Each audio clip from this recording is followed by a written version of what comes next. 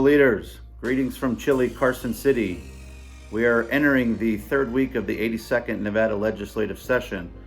I wanted to take the time to reach out to all of you to update you on how the session is going so far for our association and our profession here in Nevada.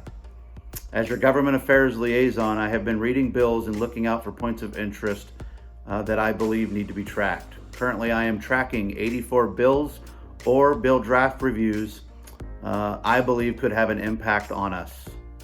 For those not familiar with the process, bills start off as BDRs as they await the legal legislative language to be released publicly. If it may have an interest to us by either a lawmaker reaching out to us for some feedback or the title of the BDR having language I want to look out for. Once the legislative language is created by the Legislative Counsel Bureau, the bill is released publicly for anyone who wishes to read it.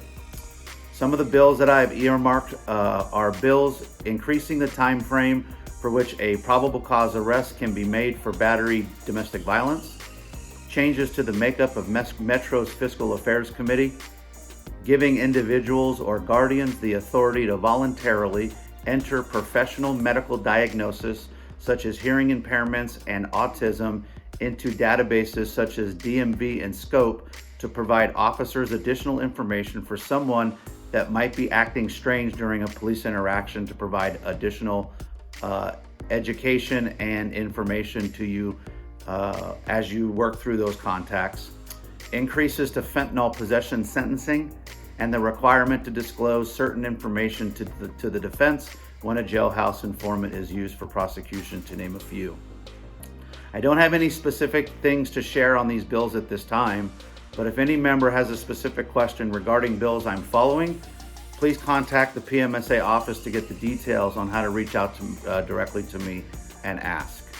There are, however, two specific issues the team at the Public Safety Alliance of Nevada are feverishly working on that I want to specifically talk to you all about. The first one is qualified immunity. As all of you should be aware, the Nevada Supreme Court issued an opinion early last month determining that government actors in the state of Nevada do not have qualified immunity and have in fact never had qualified immunity because the legislature has never codified such immunity into state law, and further stated that should lawmakers intend for such immunity to exist, it is incumbent upon the legislature to codify this in the law. I hope all of you have taken the time to watch the video our agency, Metro, has put out on this topic. If you have not, I strongly encourage all of you to do that. Metro did an excellent job of explaining the issue in that video and talking about the Nevada Revised Statute mandated indemnification for all of you, providing you are acting within the scope of your duties. To put it simply, if you are acting in good faith and in accordance with the law and your training, you are financially protected by law through indemnification. However, your chairman, William Matchko, and myself have met with our legal team, as well as I have had some meetings with representatives of other entities that this could impact, and we feel that we have a responsibility to have these discussions with lawmakers to make an attempt to have qualified immunity codified in the law. In our discussion with lawmakers, we have found a lawmaker in both the Assembly and the Senate that have agreed to carry a bill on this topic. I must inform all of you, though, that just because we have a bill and a sponsor, this does not guarantee that we will even get a hearing on this topic. These are discussions that we are actively having now with multiple lawmakers trying to secure a committee hearing so that our voices can be heard in a public forum. This, unfortunately, is a delicate subject matter at the moment, which I'm sure all of you are aware of, and I need to be honest with our members. The reason I am reaching out is, should we be granted a hearing on this topic, we are going to need to show the lawmakers and the public how important this topic is to us. I will be asking that every available member willing to show up at the hearing room at the State Building in Las Vegas to show support do so. I will also need some of you to be willing to testify in favor of a bill and explain why this is so important to our profession. Those that cannot testify, I'm going to ask you all to write letters of support to send those to committee members explaining why this topic is so near and dear to us and important to our profession. While none of this guarantees passage, we must have a unified voice.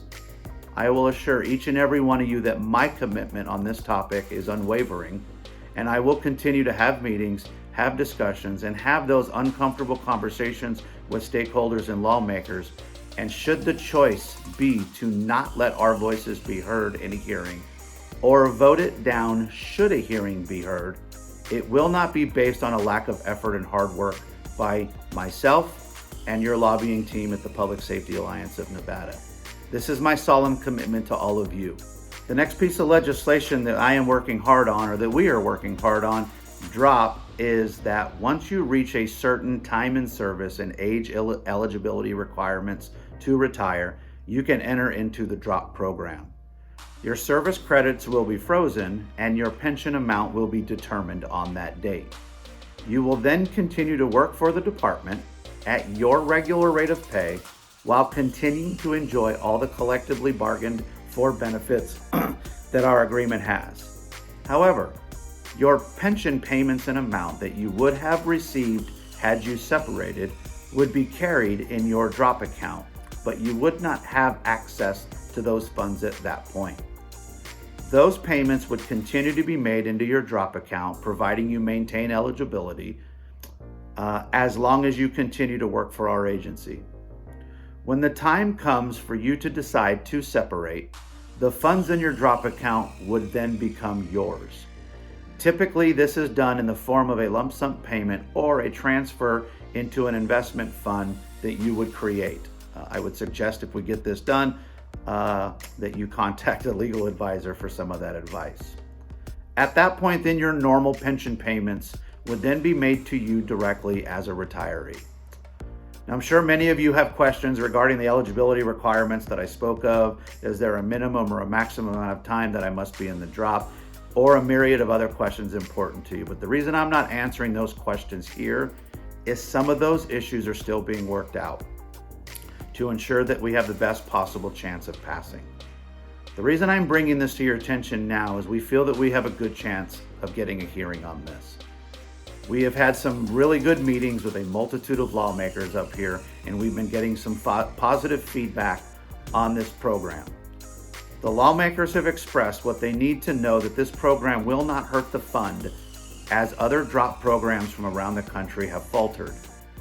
Our team that has constructed this plan has done painstaking research, finding plans around the country and finding out what made the successful ones work and what caused the ones that failed to fail.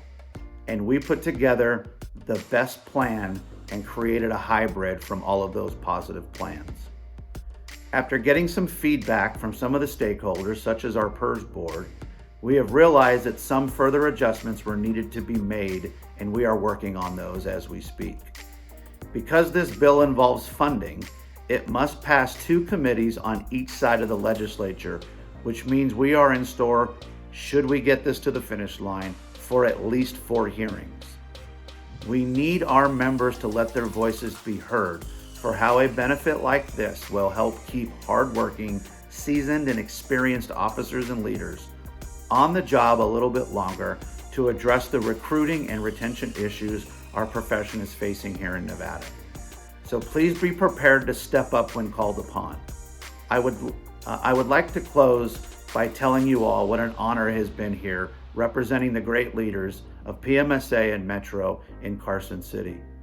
I absolutely love speaking to lawmakers about all the great work that our folks at Metro do, and specifically you leaders at the PMSA. And I want to thank all of you for bestowing your trust in me to be that voice here in Carson City.